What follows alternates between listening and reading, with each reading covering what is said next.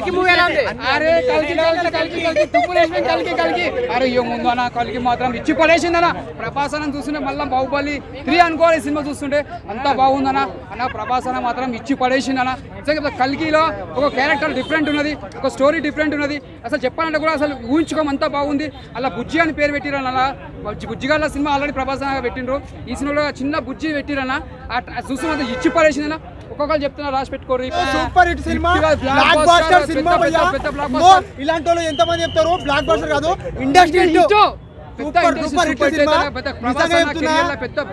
Media ముఖంగా చెప్తున్నా.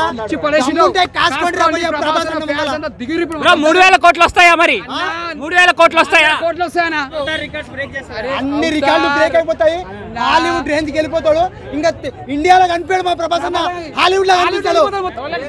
Trollers ఏం చెప్పా, ప్రభాస్ అని చూసినాక చెప్పని చెప్తా ఒకటే మాట. అమితాబ్ బచ్చన్ నుండి పెద్ద పెద్ద యాక్టర్స్ ఉన్నారు సార్, కమల్ హాసన్ ఉన్నాడు, మంచి మంచి నటీనటులు ఉన్నారు, అంత పెద్ద పెద్ద ఉన్నారు. ఇలా ఇంత మంచి సినిమాకి అంత దానికి పోలుస్తారన్న.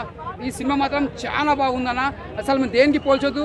సినిమా మాత్రం పెద్ద బ్లాక్ బస్టర్. ప్రభాస్ అన్న కెరియర్లో ఒక తమ్మంలోకి నిలబడిపోతుంది సినిమా. ఇంత పెద్ద block buster. Super super super super.